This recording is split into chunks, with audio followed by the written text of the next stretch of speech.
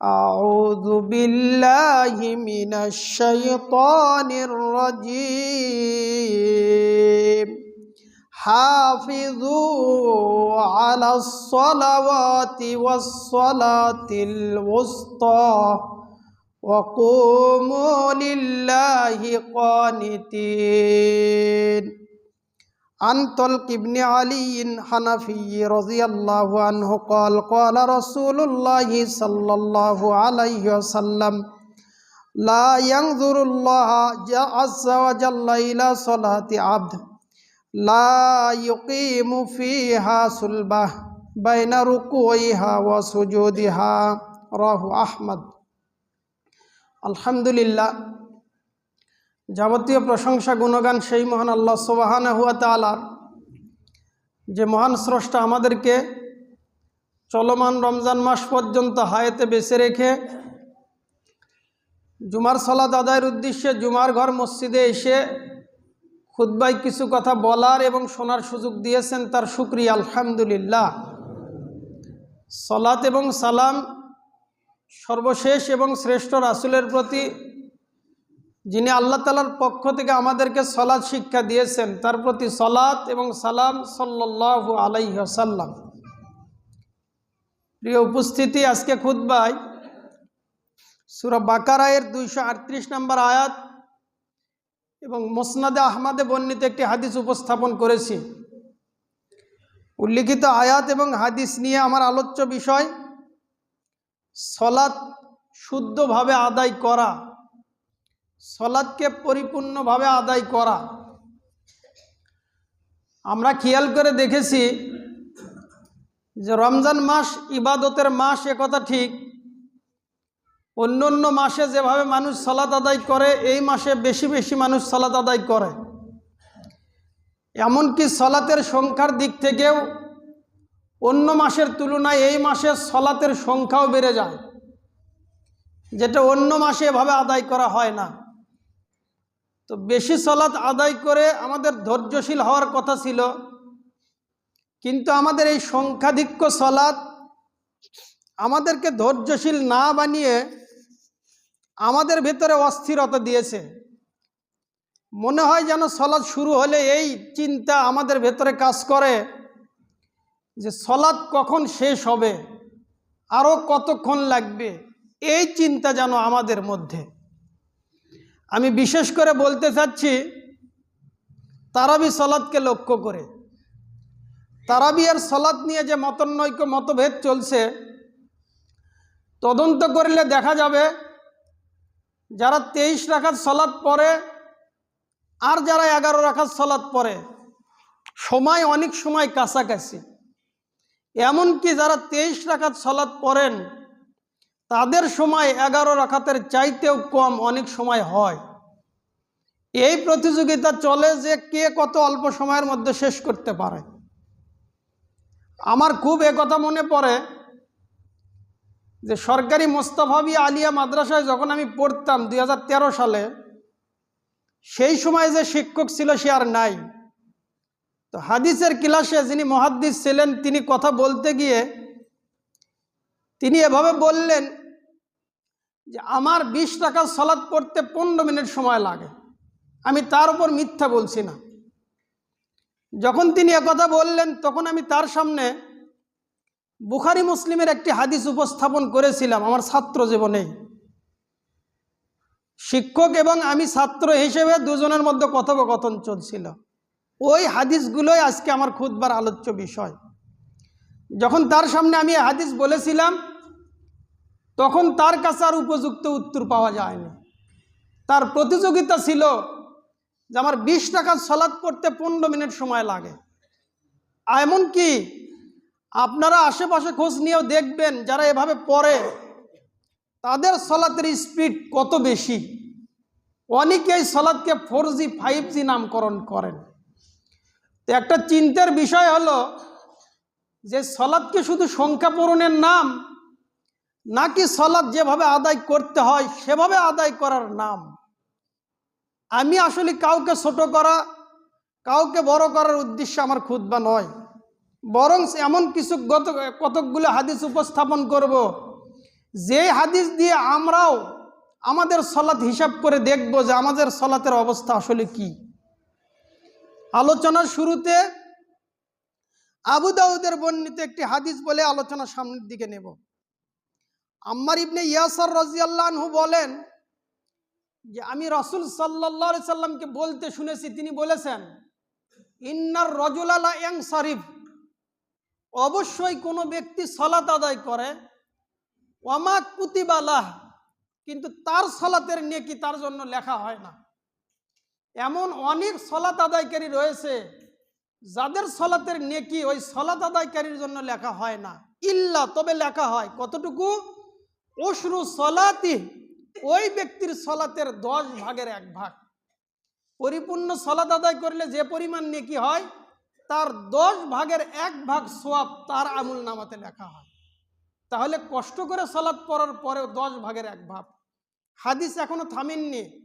রাসূল সাল্লাল্লাহু আলাইহি সাল্লাম এভাবে বর্ণনা করতে গিয়ে তিনি বলছেন, তুসুহা, সুমনুহা, সুদুসুহা, সুবুহা, এভাবে করে তিনি বলতে বলতে বললেন যে 10/1, 9/1, 8/1, 7/1, 6/1, 5/1, 4/1, 3/1, নিসফুহা, এমনকি ব্যক্তি সালাত আদায় করে সালাতের অর্ধেক নেকি পায়, বাকি অর্ধেক নেকি তার আমল নামায় ওঠে না। কেন? সালাত আদায়ের বিভক্তির কারণে। কে কত সুন্দর করে সালাত আদায় করবে এর উপরে তার নেকি লেখা হয়। তাহলে কষ্ট করে সালাত পড়ার পরেও 10/1 কেউ নেকি পায়। এভাবে করে আস্তে আস্তে, এগুলো হাদিসের শব্দ, আবু দাউদের 796 নম্বর হাদিস। তো সালাত আদায় করে যদি 10/1 সালাত হয়, নেকি হয়, তাহলে তো এটা একটা আক্ষেপের বিষয় যে এত কষ্ট করে সালাত আমরা পড়ি অথচ নেকি পাচ্ছি একটা অংশ বিশেষ, পরিপূর্ণ সালাতের নেকি পাচ্ছি না। তার মানে সালাতগুলো কেমন হতে হয় এই মর্মে আলোচনা দ্বিতীয় খুতবায় নিয়ে আসব। তার আগে সংক্ষিপ্ত আকারে রাকাত সংখ্যা নিয়ে 3টা হাদিস। রমজান মাস আসলেই তারাবিহের সালাত নিয়ে একটা দ্বন্দ্ব চলে যে এই সালাত 11 রাকাত নাকি 23 রাকাত, আর 11 মানে 8 রাকাত তারাবি, 3 রাকাত বেতের। 8 যদি 23 হয় 20 রাকাত তারাবি, 3 রাকাত বেতের, তার মানে 20 না 8, এইটা নিয়ে মতভেদ চলে। যারা 20 বা 23-এর দলিল দেন তাদের আরো সচেতন, সাবধান হওয়া উচিত যে তারা যেভাবে কথা বলছে তাদের ওই হাদিসগুলো বের করা দরকার, যেই হাদিসগুলো পৃথিবীর জমিনে নাই। কেমন হাদিস? তারা বলতে গিয়ে বলে যে তারাবি এবং তাহাজ্জুদ আলাদা। তার মানে তারাবি হলো 23 রাকাত আর তাহাজ্জুদের সালাত হলো 11 রাকাত। তারা বুখারীর ওই হাদিস দিয়েই তারা দলিল দেয়। আর আমাদের কাছে ওই হাদিসই দলিল, যে হাদিসে 11 রাকাতের কথা বলা হয়েছে। হাদিস কি? হাদিস বুখারীতে 3 বার আছে, এর মধ্যে একবার আছে কিতাবুত তাহাজ্জুদে, তাহাজ্জুদ পড়বে। আবার এই হাদিসটা কিতাবু সালাতিত তারাবি, তারাবিহের সালাত এই পড়বে। আর একটা আছে রাসূল সাল্লাল্লাহু আলাইহি সাল্লামের চরিত্রের বর্ণনা পড়বে। তো এই হাদিসই 2 দলেরই দলিল, তবে বোঝার ভুল হচ্ছে। কিভাবে? আয়েশা রাদিয়াল্লাহু আনহাকে প্রশ্ন করা হয়েছিল যে কাইফা কানা সালাতু রাসূলিল্লাহি সাল্লাল্লাহু আলাইহি সাল্লাম ফি রমাদান, রাসূল সাল্লাল্লাহু আলাইহি সাল্লামের রমজানের সালাত কেমন ছিল, কিভাবে তিনি সালাত পড়তেন, কয় রাকাত পড়তেন? তো আয়েশা রাদিয়াল্লাহু আনহা উত্তর দিয়েছিলেন যে রাসূল সাল্লাল্লাহু আলাইহি সাল্লাম রমজান এবং রমজানের বাহিরে 11-র বেশি তিনি পড়তেন না। তো যখন তিনি একথা বললেন যে রমজান এবং রমজানের বাইরে 11-র বেশি পড়েননি, তখন এই হাদিস দিয়ে 23 রাকাতের পক্ষে যারা, তারা দলিল নেয় এভাবে যে রমজান এবং রমজানের বাইরে পড়া হয় কোন সালাত? তাহাজ্জুদের সালাত। তার মানে এটা তাহাজ্জুদের হাদিস, এটা তারাবির নয়। এটা তাদের যুক্তি। কিন্তু এই যুক্তি খণ্ডন করে ইমাম বুখারী রাহিমাহুল্লাহ সেই জামানাতে এই হাদিস তাহাজ্জুদ পর্বেও নিয়ে এসেছেন, আবার তারাবিহের পর্বেও নিয়ে এসেছেন। মানে এই সালাত ভিন্ন কোনো সালাত নয়। শুরুর রাতে পড়লে তারাবি, আর এই সালাত যদি কেউ শেষ রাতে পড়ে তখন এই সালাতের নামই হয় তাহাজ্জুদ। এমনকি আমি গত বছর আপনাদেরকে বলেছিলাম যে এই সলাতের মোট 6টা নাম আছে। 6টা নাম বিশিষ্ট এই সলাত। 1 সলাতুল লাইল, 2 কিয়ামুল লাইল, 3 বেতের, 4 তাহাজ্জুদ, 5 তারাবি, 6 কিয়ামু রমাদান। একই সলাতের 6টা নাম। আমি এই কথাটা বুঝাতে গিয়ে বলি যে আমি যদি আমাকে পরিচয় দিই তাহলে আমি এই মসজিদের ইমাম, আমি যদি শিক্ষা প্রতিষ্ঠানে থাকি তাহলে আমি শিক্ষক, আমি যদি বাড়িতে যাই তাহলে ছেলে, আবার কারো হয়ে যায় বাবা, কারো হয় জামাই। এই যে আমার নাম অবস্থার প্রেক্ষাপটে ভিন্ন ভিন্ন, কিন্তু মানুষ আমি একটাই। অনুরূপভাবে সলাতের 6টা নাম, যেটা বিভিন্ন হাদিস এবং আয়াত দ্বারা সাব্যস্ত, 6টা নাম বিশিষ্ট একটাই সলাত। তার ভেতর থেকে 2টা নাম নিয়ে কথা সমন্বয় করতে যাচ্ছি। 1 শুরুর রাতে পড়লে তারাবি, এই সলাত যদি শেষ রাতে পড়া হয় তাহলে এই সলাতের নামই হলো তাহাজ্জুদের সলাত। এখন যারা বলছে যে তারাবি আর তাহাজ্জুদ আলাদা, তখন তাদেরকে ওই হাদিস দেখাতে হবে যে রাসূল সাল্লাল্লাহু আলাইহি সাল্লাম শুরুর রাতে 23 রাকাত আর শেষ রাতে 11 রাকাত সলাত পড়েছেন। মোট 34 রাকাত সলাতের হাদিস তাদেরকে বের করে দেখাতে হবে। এখন এই হাদিস দেখাতে গেলে পুরো ওই গোষ্ঠীটা তারা নিরাশ হয়ে যাবে, কারণ এই মর্মে 34 রাকাতের কোনো হাদিস নাই। আশা করি আমার কথা আপনারা বুঝেছেন। তারাবি আর তাহাজ্জুদ যদি আলাদা করে দেখা হয় তাহলে তারাবির 23 আর তাহাজ্জুদের 11, এই 34 রাকাতের হাদিস দেখাতে হবে, যেই হাদিস তাদের কাছেও নাই যারা দাবি করে। আর আমরা বলি তারাবি তাহাজ্জুদ একই সলাত, এই সলাতের শুধু নাম ভিন্ন, স্থান কাল পাত্র হিসেবে। কিভাবে? বুখারীর আরেকটি হাদিস বললে আরো স্পষ্ট হবে। আমরা এই কথা জানি যে রাসূল সাল্লাল্লাহু আলাইহি সাল্লাম 3 দিন জামাতের সাথে সালাত পড়েছেন। যখন তিনি সাহাবীদের আগ্রহ খুব বেশি দেখেছেন, তিনি জামাতে সালাত পড়া বন্ধ করে দিয়েছেন। এভাবে চলেছে তার সময়। আবু বকর সিদ্দিক রাদিয়াল্লাহু আনহুর সময় যখন ওমর বিন খাত্তাব রাদিয়াল্লাহু আনহু আসলেন, তিনি খলিফা হলেন, তিনি দেখলেন মসজিদে নববীতে মানুষ বিক্ষিপ্ত বিচ্ছিন্ন আকারে সালাত পড়ে, কোথাও 2 জন, কোথাও 4 জন, এভাবে বিক্ষিপ্ত জামাত চলছে। তখন তিনি সবগুলি মানুষকে 2 জন ইমামের পেছনে দণ্ডায়মান করে দেন। উবাই বিন কাব, তামিম আদ-দারি, এই 2 জন সাহাবীকে ইমাম হিসেবে নিযুক্ত করেন যে তোমরা 2 জন সমস্ত মানুষকে এক জামাতে সালাত পড়াবে। এই যে এক জামাতে সালাত পড়ালেন, এই হাদিসে সরাসরি হাদিসের বর্ণনা মুয়াত্তা মালিকের হাদিস। এই হাদিসটা মিশকাতেও রয়েছে, 1302 নম্বর হাদিস। ওমর বিন খাত্তাব রাদিয়াল্লাহু আনহু 2 জন ইমামকে দণ্ডায়মান করে দিয়ে 11 রাকাত সালাত পড়ার জন্য আদেশ করেছেন যে তোমরা 2 জন 11 রাকাত সালাত পড়বে। এই হাদিস থেকে আরো একটা মজার কথা, সেটা হলো ওমর বিন খাত্তাব রাদিয়াল্লাহু আনহু যখন তিনি জামাত প্রতিষ্ঠা করে দিলেন, ওই 2 জন ইমাম শুরুর রাতে সালাত পড়াতো, আর ওমর বিন খাত্তাব রাদিয়াল্লাহু আনহু তিনি এই জামাতে শরীক হতেন না, তিনি শেষ রাতে সালাত পড়তেন। বুখারীর বর্ণনায় পাওয়া যায়। কিভাবে? বুখারীর 2010 নম্বর হাদিস।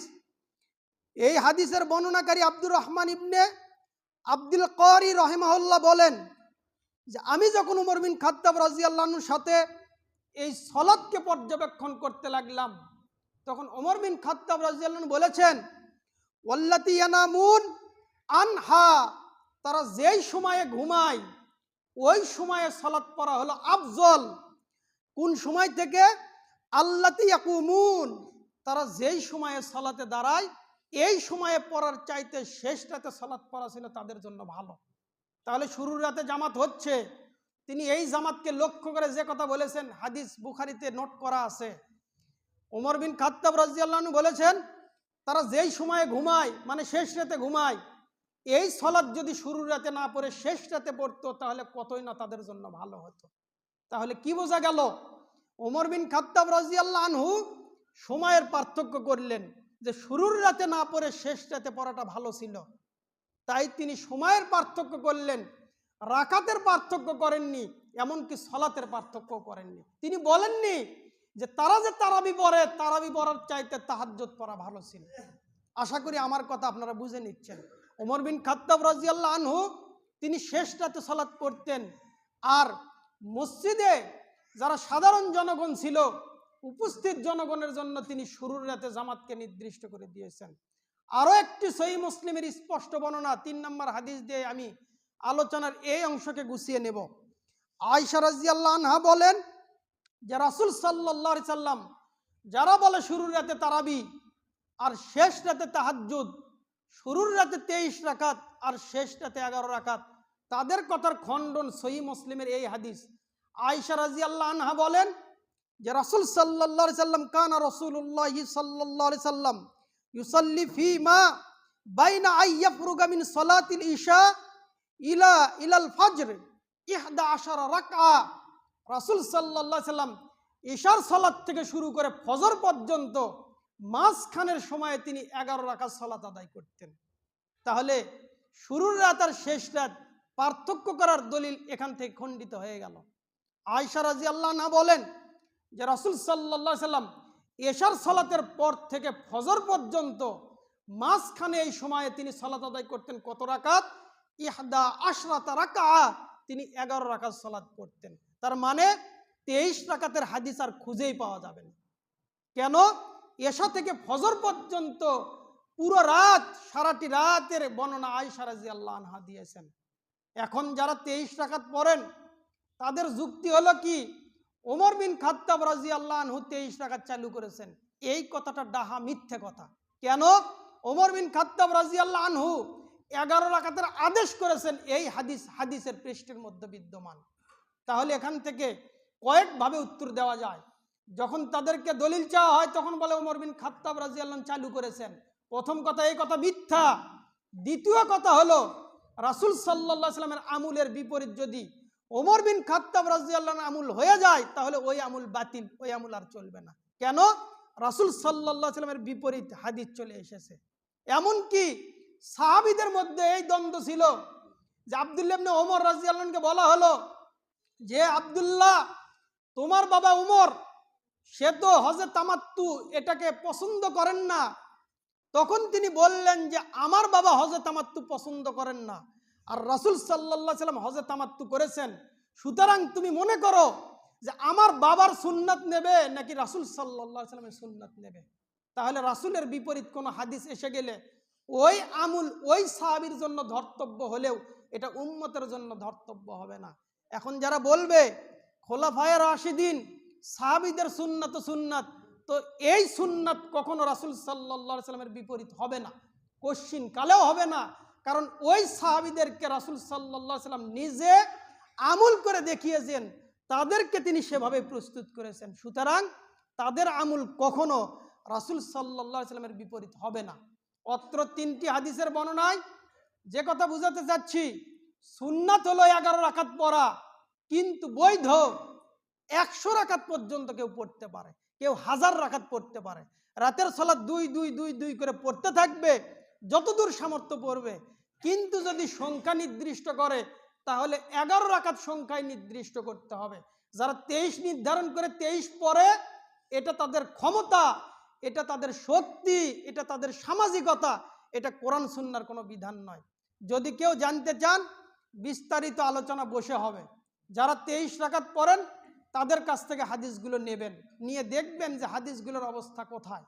দ্বিতীয় খুতবায় আলোচনা নিয়ে আসব, 23 হোক অথবা 11 হোক, সলাৎ যদি রাসূল সাল্লাল্লাহু আলাইহি সাল্লামের পদ্ধতিতে না হয় তাহলে এই সলাৎ ভয়াবহ। কারণ আল্লাহ আমাদেরকে সঠিক পদ্ধতিতে জেনে বুঝে সেভাবে সলাৎ আদায় করার তৌফিক দান করেন। আমিন।